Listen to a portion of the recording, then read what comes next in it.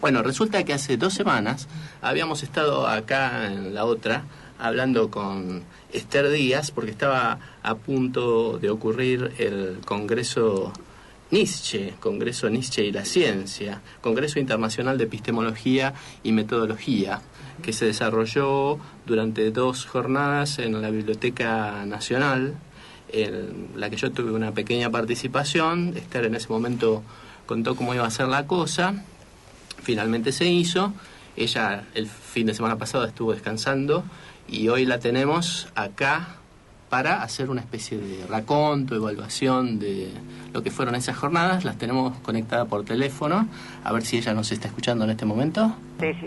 Bueno, decíamos que te tomaste un descanso el fin de semana pasado después del trabajo frenético. Bueno, no quedaba otro, porque directamente no sé lo que pasó el sábado ni el domingo. Fue solamente una cama absoluta después de semejante trabajo, bueno, pero valió la pena porque realmente, bueno, salió todo superando realmente las expectativas que tenía tanto de las conferencias como de los incursiones en el arte que hubo, que creo que una de las cosas ahora que puedo tomar distancia, yo no lo había pensado así a priori, pero ahora que puedo tomar distancia, pienso en una pregunta que vos no escuchaste porque fue a la mañana, porque a la mañana coincidimos que tanto la conferencia de quien vino de Brasil como la mía hablaba de algo que estuvimos hablando nosotros la semana pasada en tu programa, sí, que es la relación que o la confluencia que encuentra Nietzsche entre ciencia, arte y filosofía. Claro, sí. Entonces, en la segunda mesa, después que hubo estos 2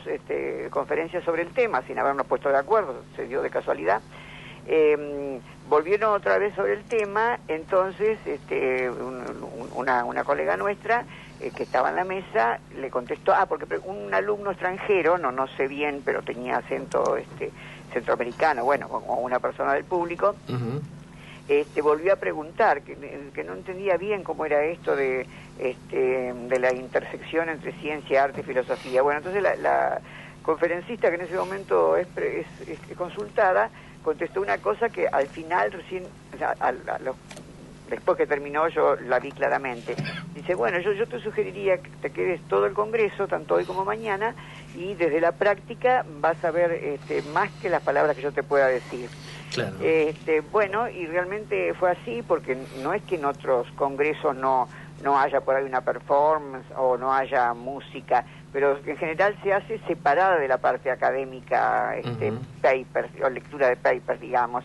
En vez acá nos salió por suerte de tal manera, bueno, porque era el espíritu en realidad con el que se hizo ese congreso, que con los mismos rituales, digamos, que el congreso académico, se insertó el arte e incluso tu intervención misma, porque, o sea, vos que me habías comentado que no ibas a llevar impreso, sino que preferías llevar la computadora. Sí. Bueno, estar escuchándote a vos y sobre todo viéndote cómo interactuabas con la computadora, sin proyectar, simplemente dándole manija a tu propio pensamiento, Sí. Te quedó como un programa de radio también tu ponencia. Ah, mira, no se me había ocurrido pensarlo de esa manera, justamente pero eso coincidimos muchas personas después, cuando a la noche cenamos y hacíamos una revisión de los eventos, que cómo se notaba que Oscar Cuervo era una persona de radio, porque diste la conferencia con la misma onda que cuando hablas en la radio, o sea, te fijabas en la computadora porque te acordabas de algún fragmento de Nietzsche o de Kierkegaard, los leías, los comparabas, o sea, según me pareció a mí, no la tenías escrita, sino que simplemente habías tenido los fragmentos preparados y sobre eso comentabas. ¿Era así realmente? Sí, algo así, tenía como una estructura escrita como para comenzar y después tenía algunas pautas, algunas frases y iba pasando, iba abriéndome camino. Es una tendencia que yo tengo en los últimos tiempos. Cada vez digamos que cuando me invitan a algún congreso de estos, cada vez me cuesta más ponerme a escribir para leer. Es lo que me di cuenta, sí. Porque me parece que la lectura tiene un ritmo. Por supuesto que uno siempre también puede regular la lectura para teniendo en cuenta a los oyentes, porque cuando uno escribe con una densidad y una precisión que requiere una concentración muy grande. Y a veces una repetición cuando estás leyendo, por ejemplo. Claro. y que vos eso lo sabrás bien porque ya tenés mucha cancha en participación en congresos. Claro. Pero en mi caso, digamos, prefiero dejarme llevar por el ritmo del habla. Bien, y sobre todo hacer contacto con la gente, viste, que está escuchando. Claro, eso por eso te digo, eso fíjate vos que escapa a las reglas de lo academicista, digamos.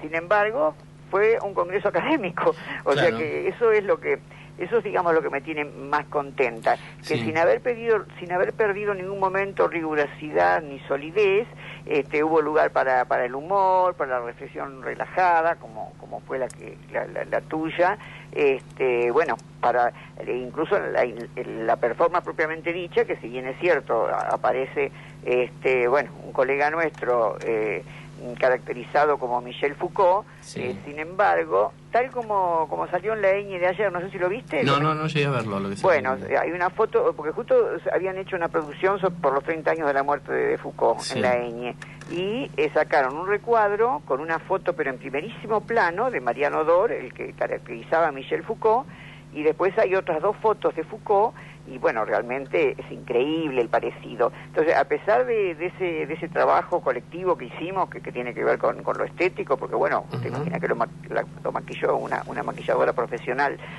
cinematográfica, y él estuvo muchos meses ensayando las posturas y el modo de hablar de Foucault y de dar conferencias, etcétera. Pero, y a pesar de que tuvo momentos desopilantes la conferencia, aún esos momentos desopilantes eran con sustancia y con veracidad, porque bueno, lo escribí yo el texto, después ese texto lo intervino él, pero el pretexto, digamos, o el texto base, lo escribí yo, que recién, que en enero, todo enero estuve encerrada, bueno, que eso lo dije ya cuando fui a la radio. En enero estuve allí en el piso, estuve encerrada escribiendo un capítulo nuevo para la 5ª edición de mi libro La filosofía de Michel Foucault, que justamente, como te comenté en aquel momento, bueno, le di una pasada general a los 13 cursos de Foucault que fueron publicados, bueno, a partir del 97, y todavía falta publicar 4 en castellano. Y bueno, así que cuando yo escribí el texto para la performance bueno, que el título lo elegimos un poco entre los dos, se llamó Esto no es un congreso, punto, una visita introspectiva. Esto no es un congreso, por supuesto, haciendo parodia con Esto no es una pipa, de Magritte Foucault, y lo segundo, bueno, la palabra nietzscheana, ¿no?, que era lo importante ahí, bueno, o el filósofo homenajeado. Así que ya te digo, aún en eso se vio el arte, la filosofía y la ciencia, bueno, lo mismo en lo tuyo, y en el concierto, que fue performático, también, porque en el bueno, vos estuviste en el concierto. Sí, en el concierto estuve, sí. Bueno, entonces ahí viste que estaba la parte, o sea, vino un epistemólogo, o sea, el alemán, de los 4 que estaban en escena, 3 en vivo y en directo y 1 virtualmente, 2 eran alemanes. El que leía los textos de Nietzsche, que estaba proyectado, y que bueno, que salían los subtítulos en castellano, era alemán. Y el epistemólogo, el que leía las partes teóricas, era alemán. Bueno, luego el pianista, que es el director del ensamble, es portugués, pero todos pertenecen al Goethe, perdón, al Orpheus Institute de Bélgica. Y bueno, luego estaba el muchacho que manejaba la parte electrónica, que es chileno, y que también estaba muy nervioso porque a la otra semana, es decir, la semana pasada, defendía su doctorado en Bélgica, el doctorado en música, ¿no? Sí, además durante la performance también pasaban cosas como pasan en la radio, ¿viste? Que en el momento que había que disparar algún sonido y algo no terminaba de arrancar, me hacía acordar a algunos momentos radiales nuestros donde pasan estas cosas, como el de hace un rato cuando no se escuchaba por teléfono. Pero... ojo que se está yendo la voz, Oscar. ¿Se me está yendo de vuelta la voz? Se va de nuevo la voz, ¿sabes? Ay. Bueno, ahí está de nuevo, ahí está de nuevo. Ah, bueno. Bueno, sí, justamente, ¿y viste el final? O sea, que terminó con un serrucho, serruchando, digamos. Claro, era como una intervención sobre la música de Nietzsche de unos sonidos generados electrónicamente. Tal cual. En realidad era una interacción, ¿no? Donde había música de Nietzsche, también de algún otro compositor, algún fragmento. No, además la parte que a mí realmente más me conmovió fue cuando proyectaron un primer plano de un violín tocado por una mujer joven, por cómo se veían las manos. Eso era música de Wagner. Sí. Y sobre esa música de Wagner, el pianista, y por supuesto el que intervenía electrónicamente, tocaron música de Nietzsche. Claro. O sea, que eso fue impresionante, ¿viste? La música de Wagner y de Nietzsche al mismo tiempo. Sí, imagínate cómo estaría Wagner si escuchara eso. Y Nietzsche no te digo nada. Sí. Sí, hablábamos al final, nos había interesado mucho esa performance que se llamó El fragmento en sí mismo, que es el curioso título que le puso el propio Nietzsche a una obra musical que ellos interpretan durante la performance. El fragmento en sí mismo se llamaba Assemblage estético epistémica para voz, piano, electrónica y videoproyección con música y textos de Friedrich Nietzsche. Y es una intervención que mezclaba lo epistemológico con lo artístico y que te demandaba una atención muy muy especial, ¿no? Porque además se producían esos cambios, esos virajes repentinos de la música, el relato biográfico de Nietzsche, en qué momento de su vida había compuesto esas obras, y de pronto las intervenciones más específicamente filosóficas. Y sí, porque hasta hubo proyección de como si fuera un power, digamos, desde un congreso de filosofía tradicional, cuando él hizo la comparación de cómo se fue modulando la música de Nietzsche y cómo se fue modulando la música de Wagner. Claro. O sea, que ahí hizo un cuadro bellísimo. Incluso que jugó también con los distintos periodos de los románticos. Viste que según la característica que hizo, en ningún momento ponía románticos puros, dijo románticos primitivos o primeros románticos y últimos románticos. Sí, a Nietzsche lo calificó como un prerromántico tardío. Tal cual, prerromántico tardío, sí.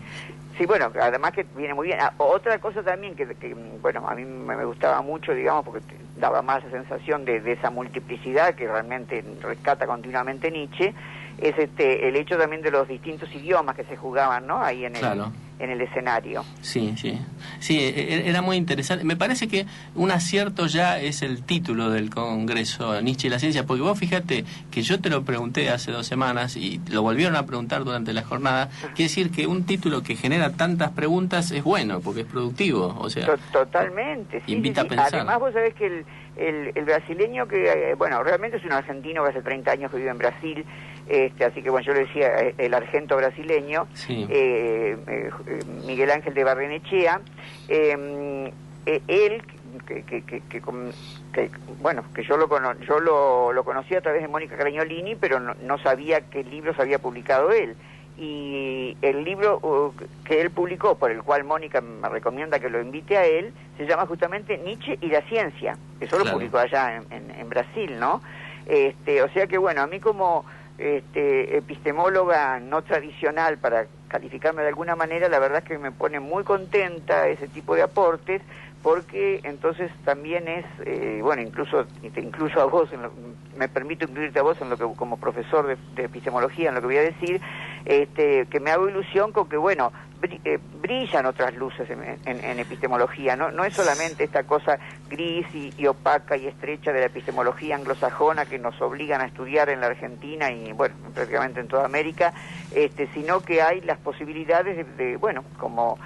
creo que fue el espíritu del Congreso, de epistemologías vitales, de epistemologías que no se queden solamente en lo formal y en la lógica, o que ni siquiera lo rocen, sino que partan de la historia, de las prácticas concretas, de que la ciencia no es solamente conocimiento, sino una práctica de poder, y en función de eso, entonces viva la epistemología, porque sería un poco a lo que apuntaba Nietzsche, ¿no es cierto?, hacía una galla ciencia. Sí. Esto sería un alegre, o una epistemología jovial, digamos. Claro, vos sabés que yo hasta hoy a la mañana todavía seguía pensando en el asunto, porque estaba anticipando en el blog lo que iba a ser nuestra charla, la que estamos teniendo en este momento, y volví al tema de Nietzsche y la ciencia, y una cosa que volví a pensar es que Nietzsche, su primer libro, lo escribe como científico, filólogo, que era una ciencia muy rigurosa, muy exigente de la academia alemana de su época, ¿no? Y además, bueno, como voy a citar ahora a un autor del otro extremo, pero como diría Hegel, nadie puede salirse de su pellejo, en el sentido de nadie puede salirse de su época. En última instancia, Nietzsche era un hijo de su época, por más que haya hecho las rupturas que produjo en el pensamiento, y el libro que estás citando vos lo escribió teniendo todavía la veintena, o sea, tenía 26, 27 años. Claro, muy joven. El nacimiento de la tragedia, que él pretendió presentar un libro filológico, o lo hizo en el marco de esa disciplina. Lo curioso y lo notable es que generó un rechazo absoluto de la comunidad filológica. Totalmente, y además lo paradójico, que el libro se agotó antes del año. O sea, la academia lo negó, pero lo negó así de una manera taxativa, los filólogos más que ninguno. Incluso él siguió dando, después de publicar ese libro, estuvo un año y medio más o menos dando todavía cursos, y en Basilea, y bueno, y al final tuvo que dejar porque no se anotaban alumnos. El último curso, del cual hay un libro maravilloso que él escribió especialmente para notas, para apuntes para los alumnos de ese curso, tenía 2 alumnos nada más. Y no me acuerdo bien, pero creo que uno era extranjero, porque era como un bochorno anotarse con alguien que había traicionado de esa manera la filología, tal cual como era interpretado en ese momento por sus colegas filólogos, y que yo creo que los filólogos de hoy en día tampoco lo aceptarían como un libro de filología, ¿no? Claro, esa es la cuestión. A mí me parece la clave. Nietzsche piensa que hace un libro de filología, es decir, piensa que él es un científico y tiene expectativas sobre cómo va a ser recibido este libro, provoca un rechazo absoluto en la comunidad, como vos decís, se queda sin alumnos, se tiene que ir de la universidad, y ese libro es un libro genial que desborda completamente la disciplina para la que Nietzsche creía. Justamente, claro, o sea que en cierto modo estamos haciendo un rescate, entre comillas, de esos filólogos que lo negaron, porque en tanto estar en la disciplina, y bueno, tenían razón, ese no era un libro de filología. Claro. O sea, tenían razón, era un libro de filosofía, incluso más. O sea, cuando él hace el intento de autocrítica 17 años después, lo acusa a su propio libro de lo que es el día de hoy, que los nietzscheanos lo acusan, que es el libro más metafísico porque todavía él era schopenhaueriano, pero, bueno, estaba enamorado de Wagner, o sea que era una postura muy metafísica que después él también critica, pero no hasta tal punto como para que no se publique más ese libro, porque yo creo que era bien consciente del valor que tenía ese libro.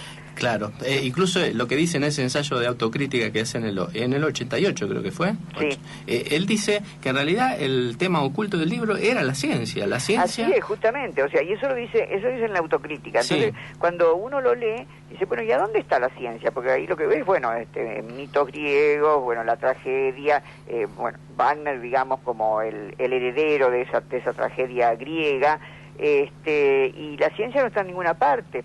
Así que, bueno, yo creo que es un recurso similar al de los místicos negativos, ¿no es cierto?, de la Edad Media. Claro. Bueno, o al mismo Wittgenstein, que de aquello que es realmente importante no se habla, sino que se habla de todos los márgenes, de lo que rodea, de lo que no es eso, para que quede más marcado sin mancharlo con la palabra.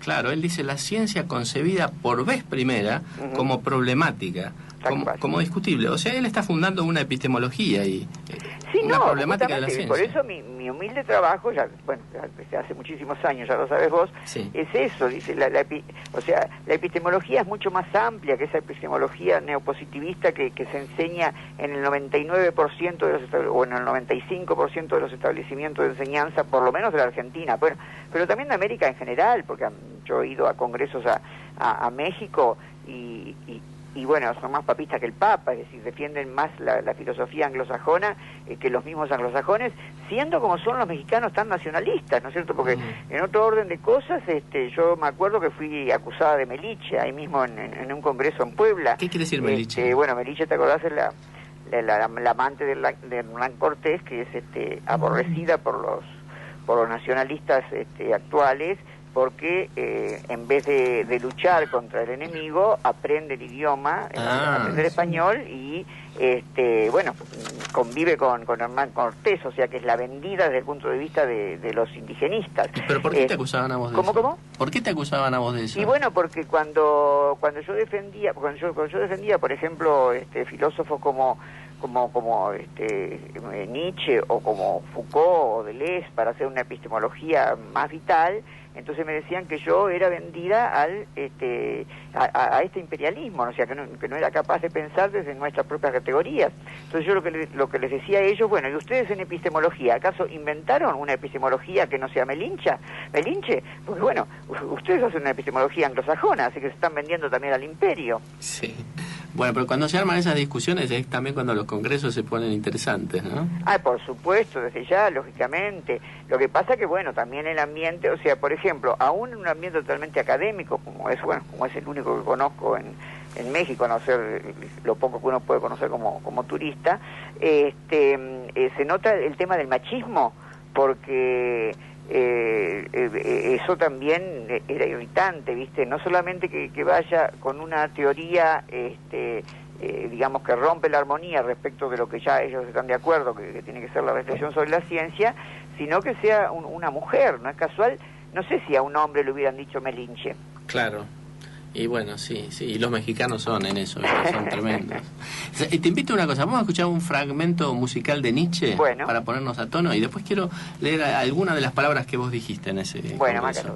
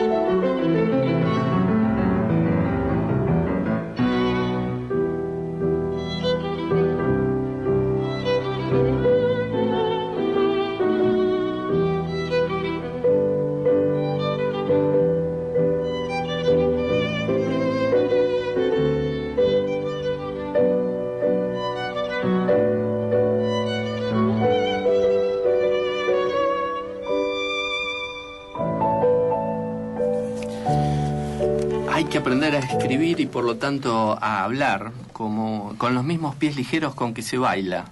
El pensamiento se cocina en el pliegue subjetivo que somos, pero este pliegue a su vez es el afuera aglutinándose y dispersándose.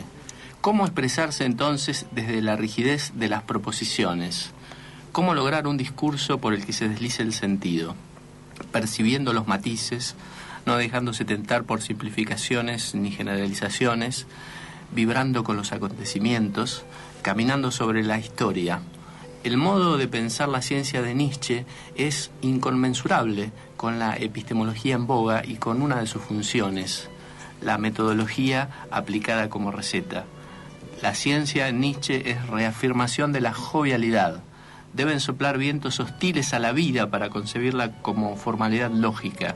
Además, la ciencia no es solo conocimiento, es vida, política, arte, práctica social. Nada de esto está reñido con el rigor ni con la disciplina. No es necesario ser solemne para ser fecundo y sí es necesario ser visceral para pensar. He aquí a Nietzsche. Esto decías vos, Esther, el jueves en el Congreso, creo que era en la charla de apertura, ¿no? Sí, en la conferencia, sí. Y bueno, ahí está clara la cuestión esta, ¿no? De una forma de pensar el saber distinta a la que nosotros más comúnmente asociamos a la ciencia, ¿no? Así es, sí. Además, bueno, te confieso que escuchártelo a vos me emocionó. Ah, mira. Sí, porque lo leíste muy bien. Mira. Sí, está lindo este fragmento y me parece que resume bastante bien. Lo que estábamos tratando de decir antes, así es, sí. Claro, yo lo que decía en el Congreso es que me parece esa condición de hijos de su tiempo. A mí me tocó también compararlo o vincularlo con Kierkegaard, ¿no? A Nietzsche, y yo decía, bueno, hay que pensar en el siglo XIX, en lo que era ese siglo tan positivista, con tanta fe en el progreso que casi termina siendo una religión peor que la vieja religión medieval, ¿no? Sí. Más opresiva, porque además está más enmascarada, porque y además que tiene más, entre comillas, universalidad, claro. Porque cristianos o católicos son una parte de la humanidad, claro. En vez de la ciencia no se niega a nadie. Claro, es así, efectivamente. Y entonces me parece que tanto uno como otro, yo lo pensaba del lado de Kierkegaard y también del lado de Nietzsche, son dos pensadores que hacen un esfuerzo tremendo por devolverle su encanto y su derecho a las cosas singulares que la ciencia más formal aplasta, porque la ciencia... Sí, eso fue uno de los puntos muy fuertes de tu trabajo, que justamente yo, mira vos, esta semana, el viernes, en una clase que di en Filosofía y Letras, en un posgrado, en la maestría en Estudios Interdisciplinarios de la Subjetividad, que justamente lo dirige Mónica Cagnolini, bueno, yo ahí doy categorías de análisis para el estudio de la subjetividad.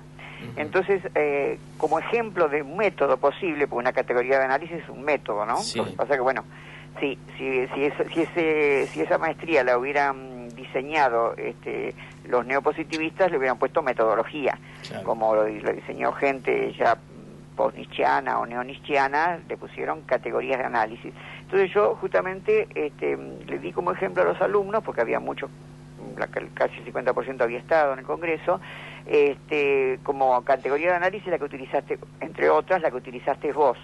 O sea que, bueno, según como lo interpreto yo, el método tuyo, aunque no lo hayas pensado a priori, difícilmente se piensa a priori el método, uno se da cuenta después que salen los trabajos, fue análisis de texto, o sea, análisis del discurso, que lo hiciste analizando dos discursos, ¿no es cierto? Fragmentos de Kierkegaard y fragmentos de Nietzsche. Pero además de eso, que sería una analogía que ibas haciendo entre uno y otro, sí. Tuviste hilos conductores fundamentales, ¿no es cierto? Que bueno, para marcarlo claramente, yo creo que fueron dos, extemporáneos y contemporáneos. Claro. Entonces, me gustó mucho la complejidad del método, en el sentido de que analizabas textos de una manera no tradicional, no hacías un análisis del discurso meramente lingüístico, digamos, sí. Sino que los ubicabas en su época histórica, en su manera de pensar cada uno. Ah, no, y había otro eje, porque sí. Están los dos ejes que vos nombrás en el título, ¿no? O sea, sí. Son contemporáneos porque son los dos del siglo XIX, Sí. son extemporáneos porque los dos son introspectivos y se asumían a sí mismos como tal. Y también uno ese fundamental, posiblemente más fuerte que los otros dos nombrados, es el cristianismo, que Claro. mientras uno dedicó todos sus esfuerzos conceptuales a cómo llegar a ser cristiano, el otro a cómo llegar a abominar de todo lo cristiano. Claro, pero con una pasión que uno dice, ahí Nietzsche tenía algo comprometido en esa pasión, porque yo decía, incluso a nosotros nos cuesta trabajo que él le haya dedicado tanta energía a combatir al cristianismo, cuando hoy, yo decía, un poco exagerando la nota, hoy prácticamente nadie es cristiano, ni siquiera los curas, ¿no? Claro, bueno, pero lo que pasa que también en esto soy un poco psicologista, así como Foucault dice, cada texto mío se puede leer como un trozo de autobiografía. Sí. No nos olvidemos, si nos ponemos desde la perspectiva psicológica, de que Nietzsche era hijo de un pastor protestante. Claro. O sea que, y bueno, de una rama de los evangélicos bastante dura, así que él había vivido en carne propia, y como él mismo dice, nunca se piensa mejor que cuando es en contra de otro. Claro. Así que él estaba pensando, bueno, hablando lacañanamente, estaba pensando contra el nombre del Padre, ¿te das cuenta? Claro, por eso a mí me llama la atención esa última carta que algunos que dicen que es una carta de la locura, que él la firma como el crucificado, ¿no? Claro, bueno, eso fue muy fuerte en tu ponencia, quedó muy bien eso al final, pero lo que yo no quise preguntarte hace un momento para no hegemonizar la palabra y darle Sí. a otros la posibilidad, pero yo quería saber cómo interpretás vos eso, por ejemplo, porque vos analizás un fragmento que creo que lo firma Dionisio, ¿no? Sí, sí. Y el otro, el anticristo. Entonces, ¿eso cómo lo interpretás vos, Oscar? ¿Cómo firma ahí el crucificado? Esto donde él... además yo le daba mucha importancia al hecho de que él se la dirige a Brandes, que es el nexo entre Kierkegaard Claro, y Nietzsche, ¿no? sí. Porque es el escritor danés que le habló a Nietzsche de Kierkegaard y le recomendó que leyera sus libros, que aparentemente nunca llegó a leer. No llegaron, ¿no? Nietzsche, ¿no? Entonces que me pareció que había algo muy significativo, que justamente a él le mandara esa carta en medio de... Porque él en esos días le estaba mandando carta a todo el mundo, a sus amigos, a Cosima Wagner, A todos los a gobernantes todos, de ¿no? Europa. A los gobernantes de Europa, decía que iba a encarcelar al Papa. Bueno, había mucho delirio aparentemente, y entonces a mí me resulta muy fuerte esa firma del crucificado, que es quizás la firma más inesperada que uno puede encontrar para terminar un texto de Nietzsche. Y yo creo... hay varias posibles interpretaciones. Yo tengo miedo de quedar fijado a una de esas interpretaciones. Ajá. Una de esas interpretaciones es que Nietzsche nunca logró liberarse del cristianismo. Claro, tal cual, y sí, porque invertir algo en última instancia es quedarse en lo mismo, invertido pero quedarse. Claro, ahora lo difícil va a ser olvidarme, y Claro. lo firma el crucificado, ¿viste? Es como si, yo decía, es como si Nietzsche en ese momento se hubiera sentido poseído por el propio Cristo y hubiera admitido su derrota, digamos, después de este combate vital. Llego a reconocer que esto no lo puedo olvidar. Y esa, No, y esa- también sabes que me hace acordar a alguien, bueno, posterior a Nietzsche, pero con espíritu así de ruptura muy similar al de Nietzsche, que es Artaud. O sea, así que yo ahí cuando vos haces hincapié en Nietzsche firmando el crucificado, se me ocurre completar con algo que podría haber dicho Artaud: crucificado por la sociedad, Claro. crucificado por la academia, Sí, sí. crucificado por los que lo negaron, Ujú. igual que lo negaron a Cristo también, ¿no? Claro, sí, tiene esa multiplicidad de significados. Mónica Craniolini preguntó algo respecto de esa cuestión y me decía si no podría ser una máscara más, y yo decía que sí. Y bueno, Sí, es posible me que- parece que bastante razonable, con perdón de la palabra, Sí. dados los autores que estamos hablando, esa interpretación, ¿no? Acá al lado mío tengo a Willy, que también participó, estuvo ahí escuchando la tarde esa del Congreso y quiere hacer una acotación. Dale, Witty. ¿Cómo va, Esther? Buenas Muy noches. bien, muy bien. ¿Y vos? No, bien, bien. Yo le quería preguntar a Oscar si era a esa interpretación a la que temía quedar fijado, que otra, si es esa la que Sí, yo no quiero, digamos, no- o qué otra probable. Sí. No apareció quiero, de la no quiero máscara. cargar las tintas sobre ella, pero me parece que es muy significativo, que hasta último momento él se está debatiendo entre esta energía, esa pasión para deshacerse de una herencia con la que no quiere tener nada que ver, y que él muchas veces en sus libros se jacta de haber dejado atrás, pero que parece que hasta el último momento no termina de dejar atrás, ¿no? De hecho, uno de los últimos libros que él entrega a la imprenta es El Anticristo. Entonces a mí me parece muy interesante me parece que eso muestra cómo Nietzsche hizo su pensamiento en tensión, en una tensión que se volvió insoportable, y que si uno lee lo que fueron esos días en Turín, se da cuenta la tensión que debería estar sufriendo este hombre, y que me parece que interpretarla solo como locura es empobrecer lo sí, que no, yo la interpretaría fundamentalmente como contradicción, asumir la contradicción, porque justamente si hay algo que caracteriza el pensamiento de Nietzsche, es que no es lineal. Claro. Todo lo que no es lineal se choca en algún momento consigo mismo, porque es como una vorágine de partículas en continuo movimiento, o sea, y moviéndose azarosamente. Entonces, es el primer pensador de Occidente que asume consecuentemente la contradicción, y que la vida es error, y que la vida hay que reafirmarla, pero que también se reafirma de alguna manera desde la muerte. O sea que ahora, escuchando a ustedes dos hablando, se me ocurrió que en cierto modo es lo último que deja escrito, como dando cuenta de la contradicción que es nuestro pensamiento, que es el mundo, que es la ciencia, que somos cada uno de nosotros, y que este tipo se animó a asumirla desde el concepto. Así es. Me parece que tiene que ver con eso. Y después el otro punto de contacto que a mí me llamó mucho la atención es ese señalamiento del instante como la dimensión temporal clave de la existencia humana, ¿no? Porque es una palabra que aparece en los dos en un lugar muy importante, en ambos. Y que vos viste que también que apareció al final del concierto, cuando hablamos con los músicos. También, sí. Que también el músico hizo hincapié en el instante, sí. Y que, en cierto modo, uno de los métodos de ellos, sobre todo para el final de la performance, fue marcar eso, el instante, pero un instante que se repite. Por eso yo le pregunté, esto no tiene que ver con el ritornello, porque yo lo sé que él es de Luciano, ¿viste? Es claro. El director del ensamble, y dice, sí, por supuesto, y después me escribió, qué lástima que tendríamos que haber seguido desarrollando esa idea, pero bueno, claro, era mucho, no se podía desarrollar tanto, sí. Pero la idea de ritornello, que es un concepto de Luciano, no me cabe duda que la ha tomado de esta idea de Nietzsche del instante, y que se condice muy bien con lo que decís vos respecto de Kierkegaard y el instante, ¿no? Porque hay una cosa que te quiero preguntar, ¿en Kierkegaard también se repite el instante? Bueno, vos fijate que él habla él introduce el concepto de repetición, que es un concepto tenés razón. Muy complejo también, porque lo toman los psicoanalistas. Yo no estoy seguro si lo toman bien, porque no conozco mucho de psicoanálisis como para discutir. Lacan lo toma sobre todo, pero el concepto de repetición para Kierkegaard tiene para mí un sentido bastante parecido a lo que sería el eterno retorno. Lo que pasa es que yo tampoco estoy muy seguro de entender bien qué es el eterno retorno. Claro, pero fíjate, vos también que es una cosa muy del siglo XIX. Sí. Porque también en Freud está el tema de la compulsión a la repetición. Claro, y a mí me parece que ahí tiene que ver cómo ellos luchan contra el historicismo de la época. Muy bueno. Que tiende a, digamos, a reducir todo el sentido de la existencia humana a una cuestión meramente histórica, ¿no? Claro, que no hay teleología, que no hay progreso, claro. Que lo que hay es justamente, bueno, como la tesis doctoral de Deleuze, diferencia y repetición.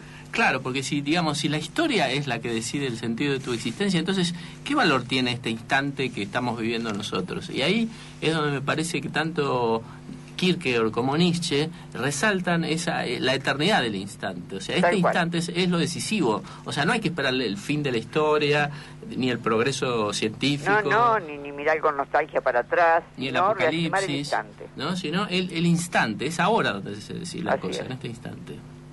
Bueno, y en este instante, Esther, te vamos a dar las gracias entonces por haberle puesto este epílogo radial a este congreso, y podríamos considerar esta última hora en la que estuvimos hablando como si fuera una parte del congreso también. Qué bueno, fantástico, lo hacemos más original todavía. Muchas gracias a vos y a tu equipo. Bueno, muchas gracias, Esther, pronto estamos Adiós, en contacto. Vamos a una tanda.